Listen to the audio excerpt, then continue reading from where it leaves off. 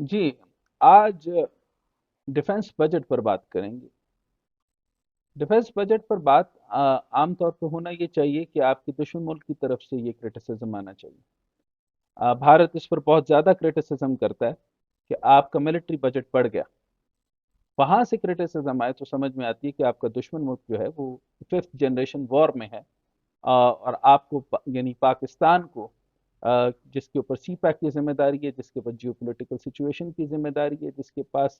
بہت سارے اندرونی اور بیرونی مداخلت کے معاملات جو ہیں وہ اس کے اوپر منحصر کرتے ہیں، اور وہ بہت سارے معاملات اور بہت سارے محاذ کے اوپر وہ لڑ رہا ہے۔ اور یہاں تک کہ کرونا وائرس کے اندر بھی این سی او سی سے آپ دیکھ لیں، اور پچھلے 4 سال کے اندر جو آف کورس پولیٹیکل مائلیجز لیے جاتے ہیں، لیکن اگر آپ انڈر دا نیتھ دیکھیں،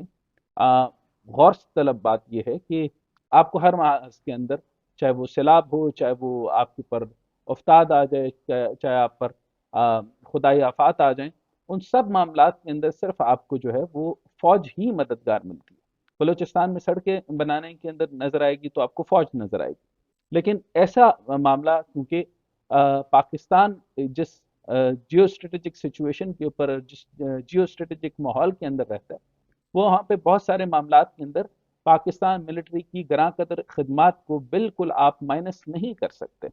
اچھا، اب رہی بات بجٹ کے اوپر، میں ڈیفنس کے اوپر بجٹ کے اوپر بات کرنا چاہتا ہوں کہ یہ 2020 سے جو آپ کی انفلیشن انڈیکس ہے اس کے تحت جو کمپیئر کیا جائے تو آپ کی پرسنٹیج جو ہے وہ 2.2 آ رہی ہے، جبکہ 2.8 ہونی چاہیے۔ 2.8 کے بجائے 2.2 پر ہے، یعنی آپ نے پچھلے بجٹ سے یعنی 2 سال سے آپ ڈیکریز پر جا رہے ہیں۔ اس کے آگے اگر آپ دیکھیں، جو considering the inflation index rupee devaluation of the year, the military has actually taken 100 billion less than what should have been allocated، یعنی 100 بلین اس نے ملٹری نے کم دیا ہے۔ اس کے اوپر جب ایک اور بات میں امپورٹنٹ کرنا چاہوں گا، جس کو میں اگلے ٹیوٹ کے اندر بھی بیان کروں گا،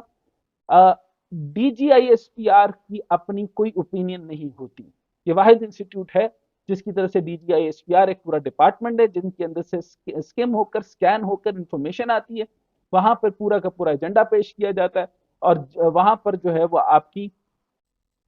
سیکیورٹی کونسل کے بغیر، سارے ڈپارٹمنٹ کی اپروول کے بغیر ایک کنکریٹ سٹیٹمنٹ تیار کی جا سکتی ہے، کی جاتی ہے، اور اس کو جو ہے وہ D G I S P R لوگوں کے سامنے لاتا ہے۔ انہوں نے بڑے کلیئرلی کہہ دیا کسی قسم کی آپ کی مداخلت اور سازش نہیں ہوئی۔ جب یہ نہیں ہوئی تو پھر وہی مائلج، وہی تاریخ دہرائی جائے گی، وہی والی بات ہوئی کہ جب تک تو آپ کے دوست تھے تو آپ ٹھیک ہیں، لیکن اب آف کورس جب ملک کی محاذ اور ملک کی سیکیورٹی کے اوپر کسی قسم کا خدشہ ہوگا، اور آئی ایم ایف کے ساتھ ایسی ڈیل کی جائے گی کہ جس کے اندر کہا جائے گا کہ آپ کو جو ہے وہ لابنگ کا جو ہے وہ معاوضہ بھی دیا جائے گا، اور وہ معاوضے کا ایگزیکٹ ڈیجٹ میں آپ کے سامنے پیش نہیں کرنا چاہتا، وہ بلین آف دا ڈالر کے اندر ہے، اور اس کے اندر کہا گیا کہ پاکستان کے اندر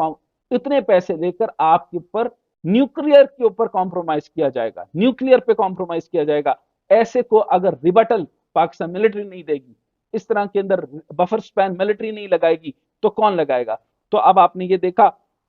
کہ فیٹف کے اندر یہ ایک بہت بڑی کمپریہنسو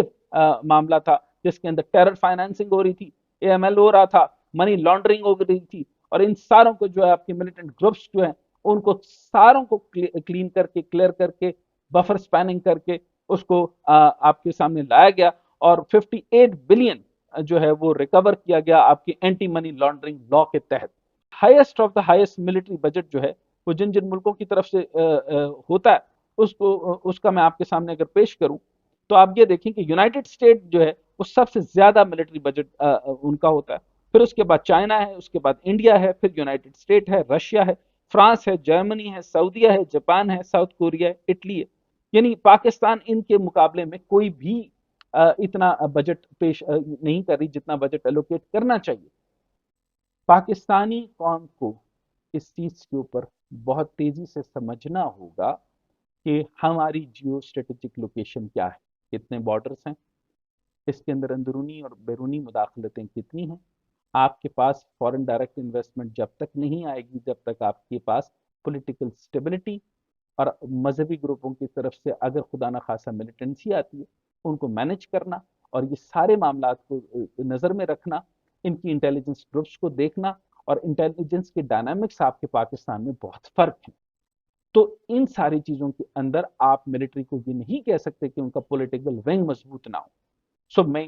بالکل بائی دا لا بات صحیح ہو گئی، لیکن جہاں پر آپ کی نیوکلیئر کمپرومائز ہوگی، جہاں آپ کی ٹیریٹری کمپرومائز ہوگی، وہاں پر ملٹری کو آنا ہوگا. لیکن بجٹ کے حوالے سے میں دوبارہ آپ کو بتاتا چلوں کہ جہاں 2.2 بلین جو ہے وہ خرچ ہو رہا ہے، وہاں پہ 2.8 ہونا چاہیے تھا. لیکن ملٹری نے اپنا بجٹ، بہت بڑا بجٹ کٹ کیا. لیکن ہم کبھی بھی اپنے دفاع کو کم نہیں کرتے. سیدنا علی کرم اللہ وجہ کریم کے پاس